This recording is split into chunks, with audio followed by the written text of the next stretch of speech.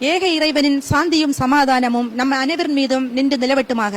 தமிழ்நாடு தௌஹீத் ஜமாத் கன்னியாகுமரி மாவட்டம் திருவிதாங்கோட்டு கிளையில் நடத்தப்படும் சஃபியா பெண்கள் இஸ்லாமிய கல்வியகம் சார்பாக இந்திய விடுதலை யுத்தமும் சிந்திய இஸ்லாமிய பெண்களின் ரத்தமும் என்ற தலைப்பில் ஏற்பாடு செய்யப்பட்டுள்ள இந்த மாபெரும் கண்காட்சி அரங்கத்தில் நான் தேர்வு செய்துள்ள சுதந்திர போராட்ட வீராங்கனையின் பெயர் சுலைகா பேகம்.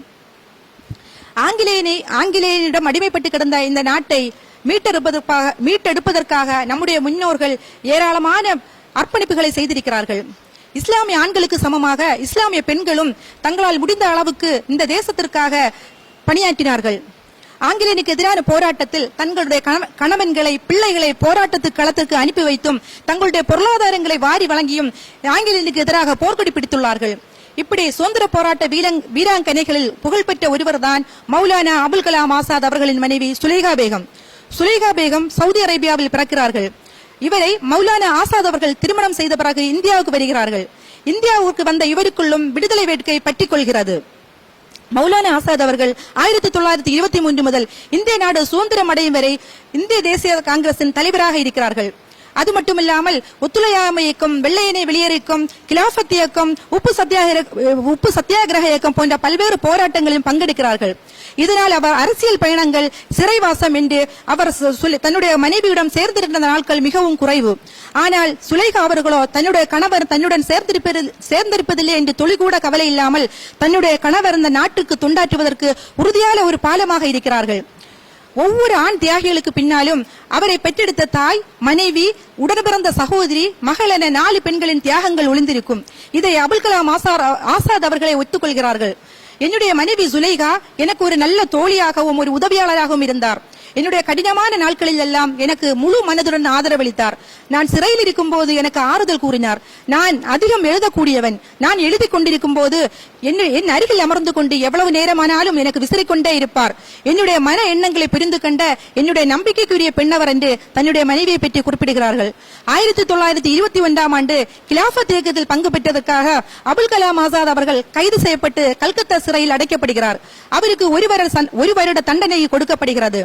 இதை அறிந்த சுலைகா பேகம் சிறிதும் பதறாமல் காந்திஜி அவர்களுக்கு ஒரு கடிதம் எழுதுகிறார். அதில் என்னுடைய கணவர் இந்த நாட்டின் மீது வைத்துள்ள பற்றுக்கும் தியாகத்திற்கும் இந்த ஒரு வருட தண்டனை மிகவும் குறைவு.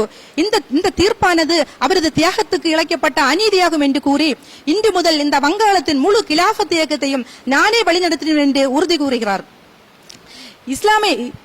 இஸ்லாமிய மதம் பெண்களின் உரிமையை பறிக்கிறது, அவர்களை அடிமைத்தனம் பண்ணுகிறது என்று போலி கண்ணீர் வடிக்கக்கூடிய பிரிவினைவாதிகள் கல்வியிலோ தொழில்நுட்பத்திலோ எந்த முன்னேற்றமும் ஏற்படாத அந்த காலகட்டத்தில் கூட பெண்களுக்கு இஸ்லாம் எந்த அளவு சுதந்திரம் கொடுத்திருந்தார். ஒரு பெண்ணான சுலைகா பேகம் கிலாபத் இயக்கத்தை தானே நடத்துவேன் என்று கூறியிருப்பார் என்பதை உற்று நோக்க வேண்டும்.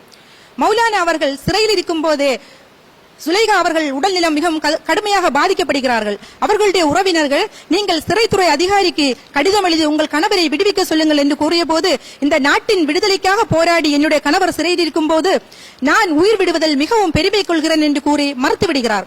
மௌலானா அவர்களும் ஜாமீன் தொகை கொடுத்துவிட்டு நீங்கள் வீட்டிற்கு செல்லலாம் என்று சிறைத்துறை அதிகாரிகளும் ஜவஹர்லால் நேரு அவர்களும் வற்புறுத்தியும் வரமாட்டேன் என்று மறுத்து விடுகிறார்கள். இறுதியாக 1943ஆம் வருடம் டிசம்பர் மாதம் சுலைகா பேகம் அவர்களின் உயிர் பிரிந்து வருகிறது. சிறை தண்டனை முடிந்து வீட்டிற்கு வரும் மௌலானா அவர்கள் தன்னுடைய நூலில் என்னுடைய வீடு சுலைகா இல்லாத என்னுடைய வீடு எனக்கு வீடாக தெரியவில்லை, காடாக தெரிகிறது என்று எழுதுகிறார்கள். இந்திய சுதந்திரத்திற்காக தியாகம் செய்த வேலி நாச்சியார், ஜான்சி ராணி, தில்லையாடி வள்ளியம்மை, சுதந்திரத்திற்காக தீக்குளித்த குயிலி போன்றவர்களின் தியாகங்கள் எல்லாம் வரலாறுகளில் பொன்னெழுத்துக்களால் பொறிக்கப்பட்டிருக்கும் போது அவர்களுடைய தியாகத்திற்கு சற்றும் குறையாத தியாகம் செய்த நம்முடைய இஸ்லாமிய பெண்களின் தியாகங்கள் எல்லாம் முஸ்லீம் என்ற ஒரே காரணத்துக்காக தேடி பார்த்தாலும் கிடைக்காத அளவுக்கு மறைக்கப்பட்டுள்ளன. புதைக்கப்பட்ட வரலாறுக்கு புத்தியூர் கொடுப்போம், வரலாறுகளை படிப்போம், மற்றவருக்கும் கற்பிப்போம். அஸ்ஸலாமு அலைக்கும் வரஹ்மத்துல்லாஹி வபரகாத்துஹு. ஏக இறைவனின் சாந்தியும் சமாதானமும் நம் அனைவர் மீதும் நின்று நிலவட்டுமாக. தமிழ்நாடு தௌஹீத் ஜமாத் கன்னியாகுமரி மாவட்டம் திருவிதாங்கோட்டு கிளையில் நடத்தப்படும் இஸ்லாமிய பெண்கள் சஃபியா இஸ்லாமிய பெண்கள் கல்வியகம் சார்பாக இந்திய விடுதலை யுத்தமும் சிந்திய இஸ்லாமிய பெண்களின் ரத்தமும் என்ற தலைப்பில் ஏற்பாடு செய்யப்பட்டுள்ள இந்த மாபெரும் கண்காட்சி அரங்கத்தில் நான் தேர்வு செய்துள்ள சுதந்திர போராட்ட வீராங்கனை பேகம் அஜிஜின். இந்திய விடுதலைக்காக தங்களுடைய விகிதாச்சாரத்துக்கும் அதிகமான பல்லாயிரக்கணக்கான முஸ்லிம்கள் தங்களுடைய பொருளாதாரங்களையும் இன்னுயிரையும் தியாகம் செய்தனர். அவர்களுடைய இந்த மகத்தான தியாகத்தால் தான் நாம் இன்று 78வது வருட சுதந்திர காற்றை சுவாசித்துக் கொண்டிருக்கிறோம். ஆனால் இந்திய வரலாற்று ஆசிரியர்கள் தங்களுடைய வரலாறுகளில் முஸ்லிம்களின் தியாகத்தை மறைத்து இருட்டடிப்பு செய்துவிட்டனர்.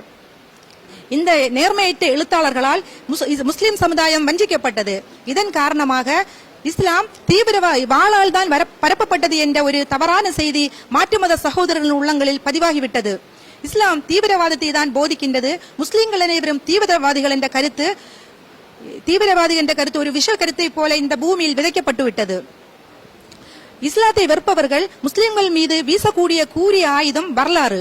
இவர்கள் வரலாற்று ஆசிரியர்களை விலை கொடுத்து வாங்கி வரலாறுகளில் இருப்பதை மறைப்பது, இல்லாததை சேர்ப்பது போன்ற காரியங்களை செய்து வைத்திருக்கிறார்கள். நம்முடைய இந்திய நாட்டில் இஸ்லாமிய ஆண்களின் தியாகங்களை மறைக்கப்பட்டிருக்கும் போது பெண்களின் வரலாறுகள் மறைக்கப்பட்டிருப்பதில் ஆச்சரியம் ஒன்றுமில்லை. இப்படி தியாகம் மறைக்கப்பட்ட ஒரு பெண்மணிதான் பேகம் அஜிஜின். இவர் தைரியத்துக்கு மறுபெயர் பேகம் அஜிஜின். இவர்கள் உத்தரப்பிரதேச மாநிலம் லக்னோவில் 1832ஆம் ஆண்டு பிறக்கிறார்கள். பிறகு கான்பூருக்கு இடம்பெயர்கிறார்கள். கான்பூரில் அந்த காலகட்டத்தில் நானா சாஹிப் அவர்கள் ஒரு ஆர்மியை ஏற்படுத்தி இந்திய சுதந்திரத்திற்காக இந்து முஸ்லிம் மக்கள் ஒற்றுமையாக பாடுபட வேண்டும் என்று எல்லாரையும் மக்களை அழைக்கிறார். அப்போது இதை கேட்ட அஜிஜின் அவர்கள் வீட்டை விட்டு வெளியேறி வந்து சுதந்திர போராட்டத்தில் பங்கேற்கிறார்கள்.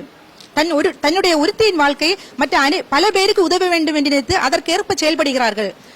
பெண்களுக்கு போர் செய்ய கற்றுக் கொடுக்கிறார்கள். அவர்களை போருக்கு ஆர்வமூட்டுகிறார்கள். இன்னும் தானும் ஆண்களைப் போல போர் கவச உடைகளை அணிந்து கொண்டு போராட்டங்களில் ஈடுபடுகிறார்கள்.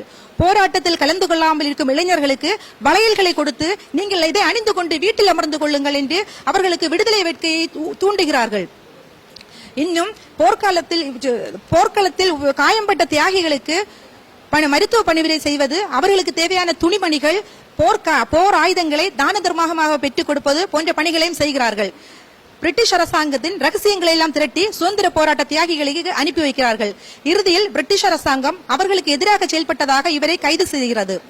தான் செய்த குற்றத்தை துணிச்சலாக ஒப்புக்கொள்கிறார்கள். நீங்கள் மன்னிப்பு கேட்டால் விட்டு விடுகிறோம் என்று பிரிட்டிஷ் அரசாங்கம் கூறியதற்கு உங்களிடம் கிடைக்கும் மன்னிப்பிற்கு பதில் எனக்கு உயிர் போவதே மேல் என்று இந்த பதிலுக்காக அவர் உயிரை விடுகிறார்கள். இந்திய நாட்டில் நம்முடைய இந்திய நாட்டிற்காக நம்முடைய முஸ்லிம்கள் எத்தனையோ தியாகங்கள் செய்திருக்கிறார்கள். ஆனால் ஒரு இஸ்லாமியர் என்ற ஒரே காரணத்திற்காக அவருடைய தியாகங்கள் எல்லாம் மறைக்கப்படுகின்றன. எனவே நம்முடைய முன்னோர்களின் தியாக வரலாறுகளை அடுத்த தலைமுறைகளுக்கு கொண்டு செல்வது நம்முடைய இந்த சமுதாய நலனின் மீது அக்கறை கொண்ட ஒவ்வொருவரின் மீதும் கடமையாகும்.